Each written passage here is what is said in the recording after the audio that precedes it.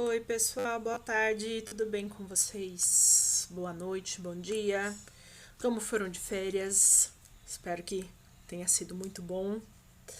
Pessoal, é o seguinte, não todos entraram no plantão na última segunda e eu comentei sobre alguns pontos e eu achei bem interessante nós aproveitarmos esse tempo que nós temos de aulas online para a gente conversar sobre algumas coisas que permeiam a educação física, mas que no dia a dia é ruim vocês deixarem de ir para nossa, entre aspas, quadra ou aulas práticas para nós conversarmos sobre isso.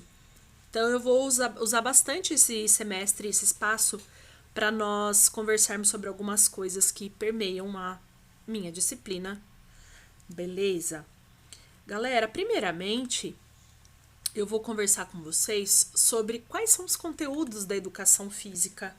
Ele, a princípio, para fins didáticos, nós dividimos ele em cinco conteúdos grandes e que depois nós vamos destrinchando: ginástica, jogos e brincadeiras, dança, lutas e esporte. Então eu vou falar um pouquinho sobre cada um.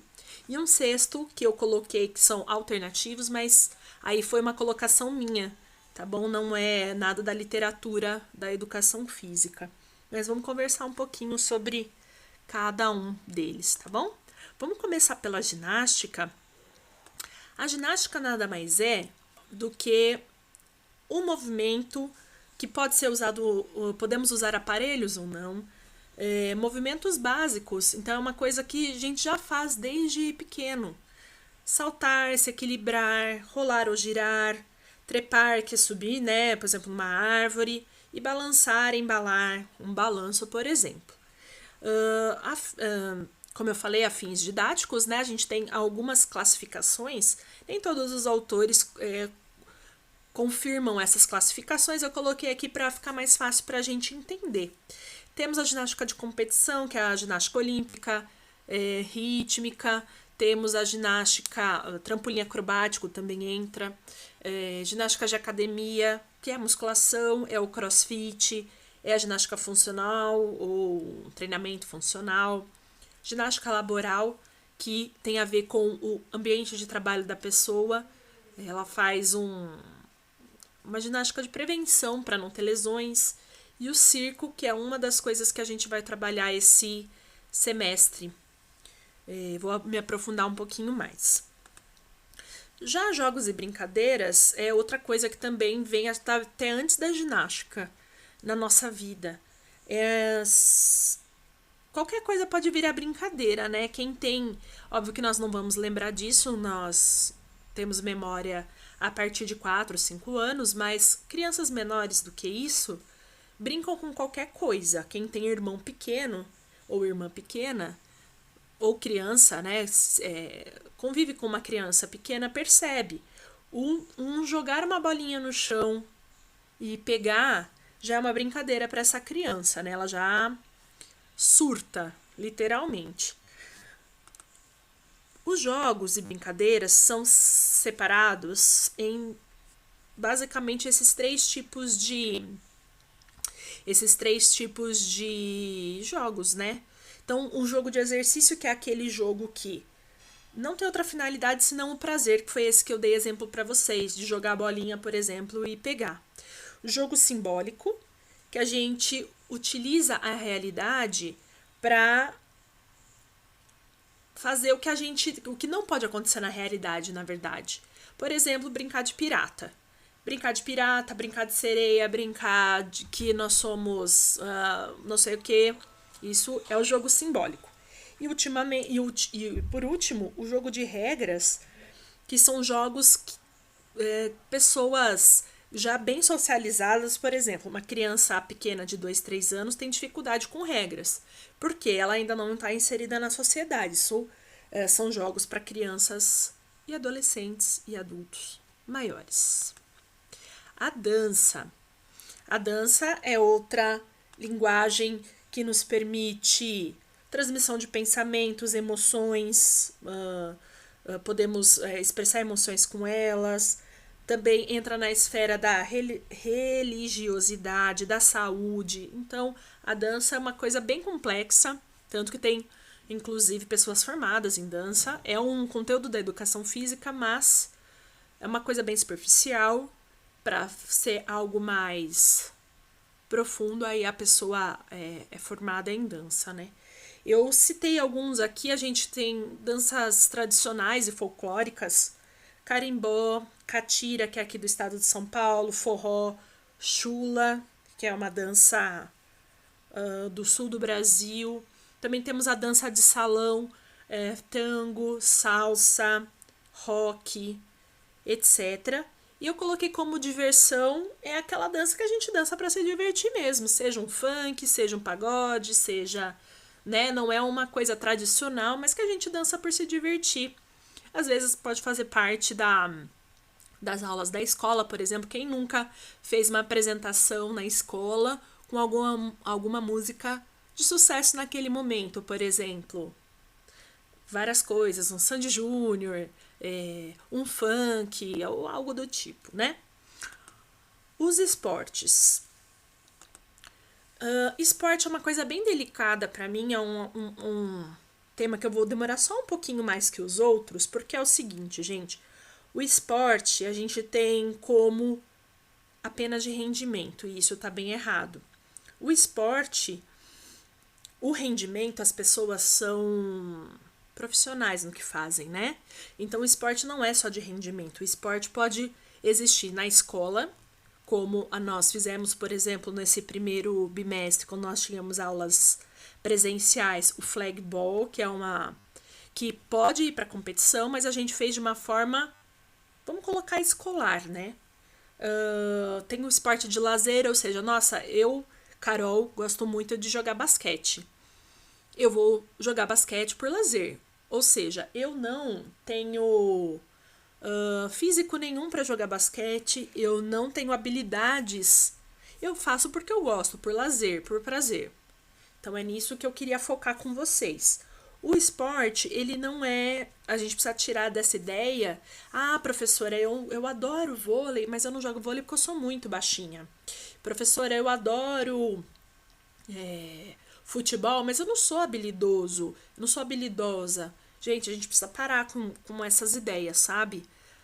O que eu quero de vocês é formar pessoas que gostam de atividade física, de exercício físico, que gostem disso. Seja se você tem habilidade ou não, seja se você tem condição física ou não, eu quero que vocês façam por questão de saúde e para se divertir. O esporte serve para se divertir. É uma ótima forma.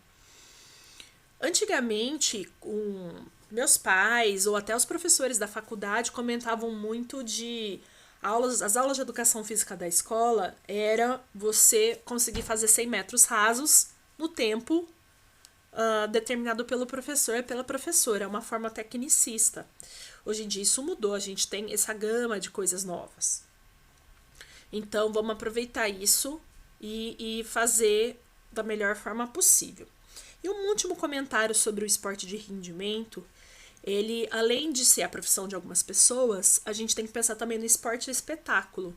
Ou seja, um jogo num estádio de futebol, Copa do Mundo, Olimpíadas, que tem muitas pessoas, envolve muita coisa, envolve mídia, envolve dinheiro, envolve patrocínio, envolve, né?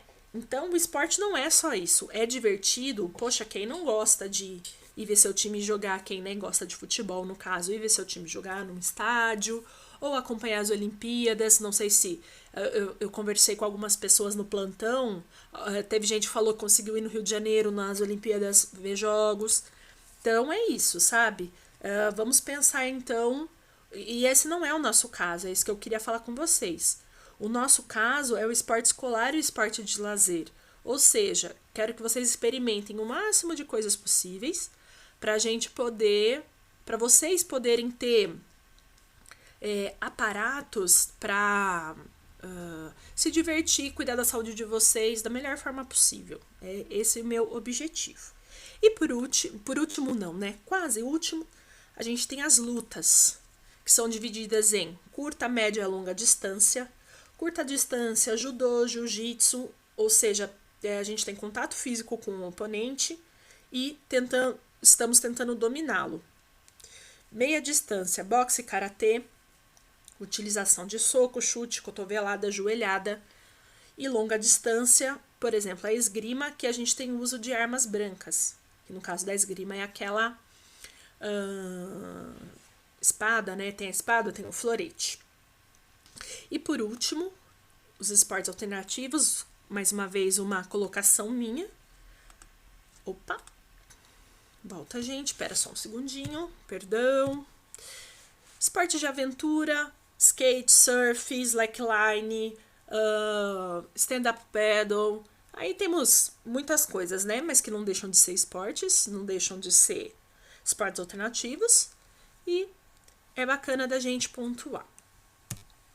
Por último, gente, eu queria mostrar para vocês, essa daqui é um modelo de desenvolvimento motor do Galahu, é um autor, só que a gente estuda bastante na educação física e mostra as fases de desenvolvimento motor. O porquê uma criança de 10 anos não consegue, por exemplo, jogar basquete, que é o exemplo que eu tô usando aqui, certo? Por quê? Porque as pessoas, a gente tem que passar por todos esses fases aqui, né, para chegar até um movimento mais refinado, ou seja, ó, como vocês estão vendo, ó, aqui são 4 fases e cada vez que você vai subindo mais, olha, você vai mudando para estágio inicial, elementar, maduro. E para quê?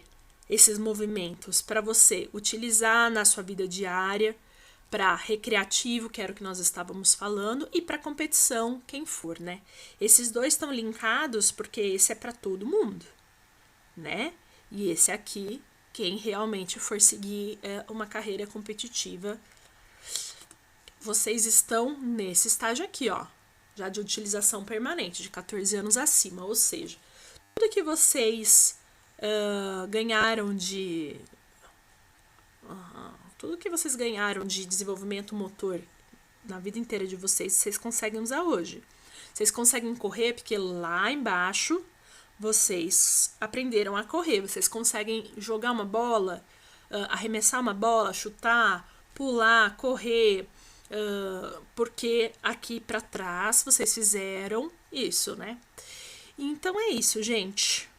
Até a próxima semana. Qualquer dúvida, eu tentei ser bem breve para não ficar um vídeo longo. Qualquer dúvida, tô no plantão segunda-feira, 12h10. Podem me escrever também pelo o Classroom, e-mail, ok?